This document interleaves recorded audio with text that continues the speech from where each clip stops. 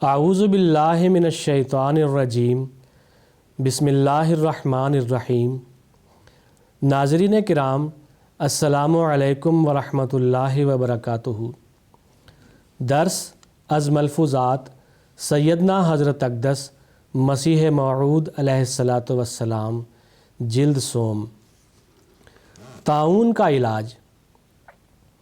ایک صاحب نے اعتراض کیا کہ بعض لوگ کہتے ہیں کہ جب ٹیکہ بھی علاج نہیں اور اللہ تعالیٰ کا وعدہ حفاظت ہے تو پھر مرہم عیسیٰ اور جدوار کا استعمال کیوں بتلایا ہے؟ حضرت صاحب علیہ السلام نے فرمایا کہ جو علاج اللہ تعالیٰ بتلاوے وہ تو اسی حفاظت میں داخل ہے کہ اس نے خود ایک طریقے حفاظت بھی ساتھ بتلا دیا، اور انشراح صدر سے ہم اسے استعمال کر سکتے ہیں۔ لیکن اگر ٹیکے میں خیر ہوتی تو ہم کو اس کا حکم کیا جاتا اور پھر دیکھتے کہ سب سے اول ہم ہی کرواتے۔ اگر خدا تعالیٰ آج ہی بتلا دیوے کہ فلاں علاج ہے یا فلاں دعا مفید ہے تو کیا ہم اسے استعمال نہ کریں گے؟ وہ تو نشان ہوگا۔ پیغمبر خدا صلی اللہ علیہ وسلم خود کس قدر متوکل تھے، مگر ہمیشہ لوگوں کو دوائیں بتلاتے تھے۔ اگر ہم عوام الناس کی طرح ٹیکہ کراویں تو خدا پر ایمان نہ ہوا۔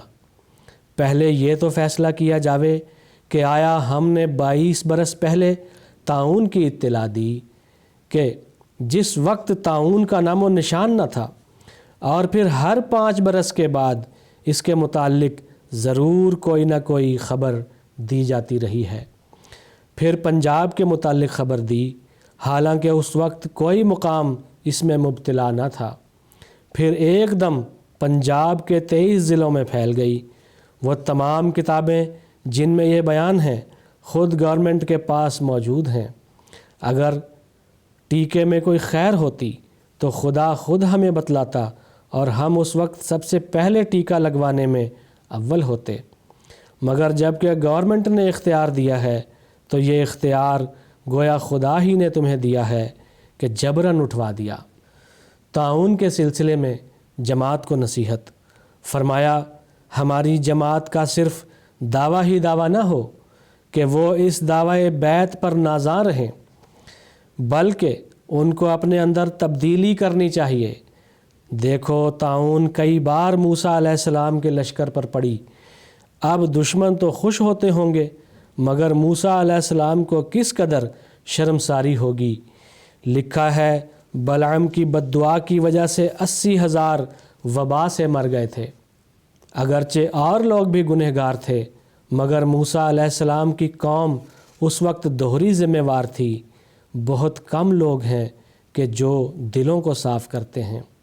اگر ایک پاخانہ میں سے پاخانہ تو اٹھا لیا جاوے، مگر اس کے چند ایک ریزے باقی رہیں تو کسی کا دل گوارا کرتا ہے کہ اس میں روٹی کھاوے۔ اسی طرح اگر پاخانہ کے ریزے دل میں ہوں تو رحمت کے فرشتے اس میں داخل نہیں ہوتے۔ فرمایا، الا الذین علوا کا لفظ ہمیشہ دل میں خطرہ ڈالتا ہے۔ معلوم ہوتا ہے کہ قضاء و قدر مقدر ہے۔ بار بار قرآن شریف کو پڑھو اور اپنی اصلاح کرو۔ اگر ہماری جماعت میں کسی کو طاعون ہوا تو مخالف ہی شور ڈالیں گے کہ دیکھو ٹیکہ نہ کرایا تو ہلاک ہوئے، اور اگر وہ لوگ بچے رہے تو ہنسیں گے۔ خدا کے کام اور حفاظت سے حصہ لینے والا وہ شخص ہے جو اپنے دل میں سمجھ لے کہ میں نے تبدیلی پیدا کر لی ہے۔ صحابہ کرام رضی اللہ عنہم کی طرح ہو جاوے، جس طرح انہوں نے ٹاٹ کے کپڑے پہن لیے تھے۔ عذاب شدید آنے والا ہے۔ فرق سے فرق ہوتا ہے۔ اگر بیعت کے وقت وعدہ اور ہے پھر عمل اور ہے تو دیکھو کتنا فرق ہے۔ اگر تم خدا سے فرق رکھو گے تو وہ تم سے فرق رکھے گا۔ اگر ہماری جماعت سے 100 آدمی مر جاویں تو ہم یہی کہیں گے کہ ان کے دلوں میں فرق تھا، کیونکہ ہمیں کسی کے اندرونہ کا کیا حال معلوم ہے۔ عیسیٰ علیہ السلام اور موسیٰ علیہ السلام کے وقت کیا ہوا۔ الحکم میں ہے، فرمایا خدا تعالیٰ کا شدید عذاب آنے والا ہے اور وہ خبیث اور طیب میں ایک امتیاز کرنے والا ہے۔ وہ تمہیں فرقان عطا کرے گا جب دیکھے گا کہ تمہارے دلوں میں کسی قسم کا فرق باقی نہیں رہا۔ اگر کوئی بیت میں تو اقرار کرتا ہے کہ دین کو دنیا پر مقدم کروں گا، مگر عمل سے وہ اس کی سچائی اور وفائے عہد ظاہر نہیں کرتا، تو خدا کو اس کی کیا پرواہ ہے؟ اگر اس طرح پر ایک نہیں 100 بھی مر جاویں تو ہم یہی کہیں گے کہ اس نے اپنی تبدیلی نہیں کی، اور وہ سچائی اور معرفت کے نور سے جو تاریکی کو دور کرتا اور دل میں ایک یقین اور لذت بخشتا ہے دور رہا، اور اس لیے ہلاک ہو گیا۔ فرمایا طاعون سے مرنا بے شک شہید ہونا ہے، مگر اس وقت خدا نے اس کو ایک نشان ٹھہرایا ہے، اس لیے اگر طاعون سے جماعت تباہ ہو جاوے تو پھر یہ نتیجہ نکلے گا کہ یہ ہماری شامت سے آئی ہے۔ جیسا کہ بعض ظالم تباہ لوگوں نے مجھے اس قسم کے خطوط لکھے، مگر انہیں عنقریب معلوم ہو جائے گا کہ کس کی شامت سے اور کن کے لیے آئی ہے، مگر جماعت کا فرض ہے کہ وہ اپنی اصلاح کرے۔ ملفوظات جلد 3 صفحہ 262 تا 265۔ وآخر دعوانا ان الحمد للہ رب العالمین۔